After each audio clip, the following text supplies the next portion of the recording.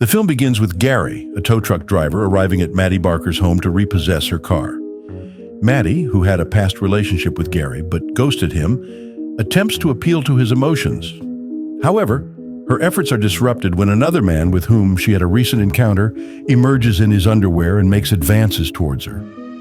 Despite Maddie's protests and plea that she is an Uber driver, Gary proceeds to tow her car away. Undeterred, Maddie rollerblades to catch up with Gary and intervenes when he stops to buy breakfast. In an attempt to drive away, she realizes the car is still attached to the truck and awkwardly tries to pull it free. Gary raises the car back up, thwarting Maddie's escape. As a consequence of her actions, Maddie is placed on probation and she learns that she owes a substantial amount in back taxes, putting her home at risk of being taken away. Maddie, a lifelong resident of Montauk, holds a bartending job at a waterside establishment where she is joined by her friend Sarah and Sarah's husband, Jim.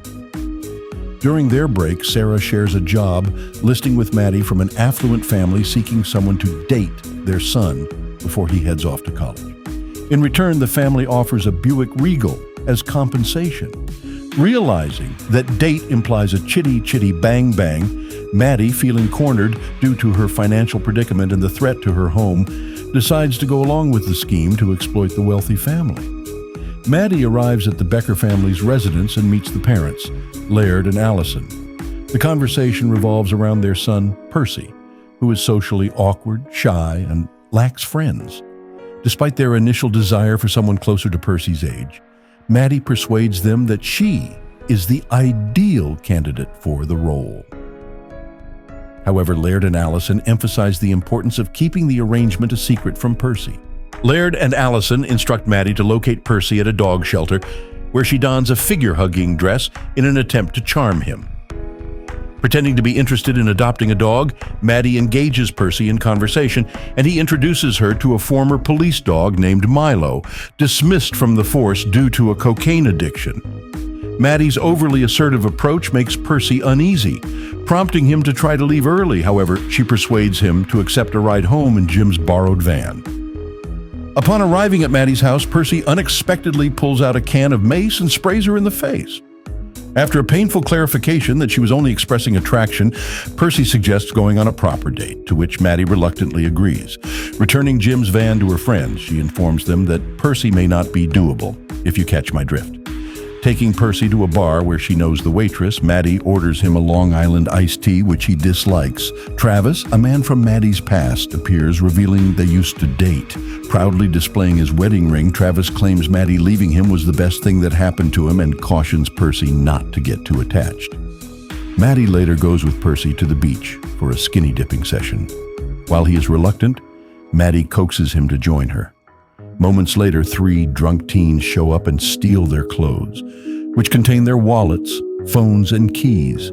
So Maddie emerges from the water completely nude and proceeds to fight all 3 teens before they relent and give her back their stuff. When Maddie goes back in the water, Percy tells her there is something wrong with her. She starts to leave and drive away, but Percy is still nude and demands his phone back. When Maddie won't give it back, he hops onto the hood of her car, and she proceeds to drive with him hanging on. The cops see them and pursue, but Maddie fears she will lose her license if she is caught. So she drives quickly and manages to run across train tracks before a train can hit them, allowing her to lose the cops. Maddie brings Percy back to her place in another attempt to seduce him. She tries to do a sexy dance for him, and then has him try to do the same until she sees a rash on his back, which he attributes to anxiety. Maddie applies lotion to his back as he starts to open up about his history, including the fact that his classmates made fun of him for sleeping in his parents' bedroom and spreading rumors that he was being intimate with them. That's crazy, which is why he doesn't like to go out. Maddie also opens up about an embarrassing memory to Percy. A former classmate named Doug Kahn shows up at Maddie's house, as he is now a realtor and wants to sell her house for full price. Maddie turns him away as she still plans to save the house. Percy asks Maddie to spend the day with her for a real date, to which she agrees. They go to an arcade and win prizes before getting kicked out because Maddie was messing with another kid. They go by the lighthouse, where Percy asks Maddie to kiss her, and she lets him, though he is a bit awkward with it. She also talks to him about how she never left Montauk and has stayed in the same house as her mom because her father gave it to them along with some money so that they wouldn't bother him and his new family. They then go to meet Percy's former nanny, an adult man named Jody. He suspects something is up with Maddie, though she just hits back that he is creepy for being a male nanny to a teenage boy. That's so sad. Grow up, dude. Anyway, later on, Maddie and Percy go to dinner at a fancy restaurant as part of a little prom date since they both didn't go to their proms. She encourages him to play the piano after he mentions he can play, so he goes up and plays the song Man-Eater for the whole restaurant to hear, which earns him cheers and applause. Maddie is also equally impressed. A girl from Percy's school, Natalie, then goes up to offer her praise to him, and she says she is also going to Princeton in the fall. Natalie invites Percy to a party for other Princeton-bound students, though Maddie tries to stop him from going for fear that he will end up sleeping with Natalie or another girl. Despite Maddie's objections, Percy says he wants to go. Arriving at the party in a limo, Maddie braves the judgmental gazes of snooty teenagers who deem her too old to be there.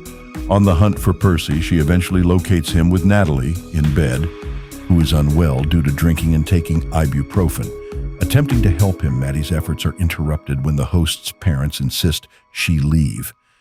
In a misguided defense, Percy accidentally punches Maddie in the throat.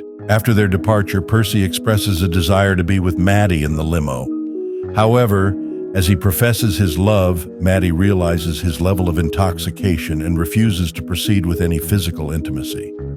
Laird and Allison observe Percy's newfound upbeat and extroverted demeanor, attributing it to his supposed new girlfriend. Percy discloses to them that he has decided not to attend Princeton, opting to stay close to Maddie instead.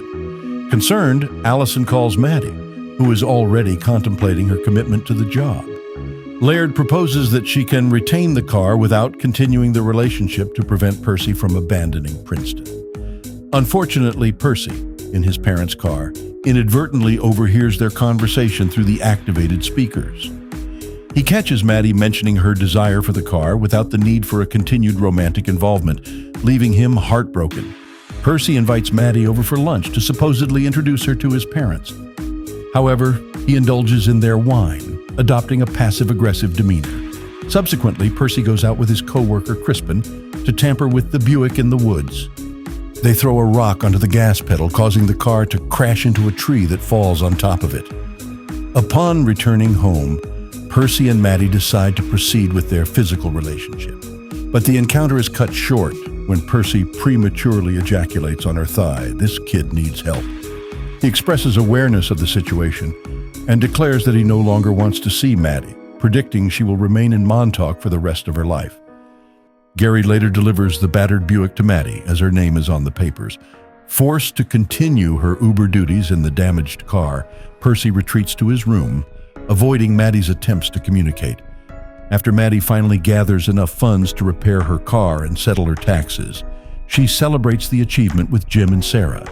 However, they drop the news that they are moving to Florida for the sake of their impending baby. Left alone, Maddie is disheartened, realizing she will be facing solitude in Montauk. Later, Maddie reaches out to Doug and decides to accept his offer to sell her house. She sells it to Jim and Sarah, enabling them to remain and raise their baby while Maddie makes arrangements to relocate to California. Discovering that Percy is attending a Princeton mixer, Maddie attempts to reconnect with him. Despite her efforts to explain herself, Percy remains unresponsive. In a bold move reminiscent of Percy's earlier actions, Maddie hops onto the hood of his car and he drives off with her hanging on. Their journey takes them through a beach where Maddie unintentionally catches fire from a barbecue grill, and eventually Percy drives into the water. In the aftermath, they panic before tearfully apologizing to each other.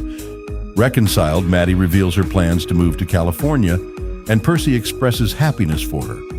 Despite the turbulent events, he insists that it still counts that he'd lost his mojo to her. On the day Percy is scheduled to leave for Princeton, he packs his bags and bids farewell to Laird and Allison.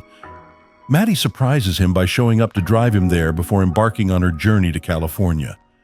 In a heartwarming twist, she reveals that she has adopted Milo, the former police dog. Thanks for watching. Don't forget to hit the like button and subscribe for more content. Feel free to leave your thoughts in the comments below. Until next time, take care and stay awesome.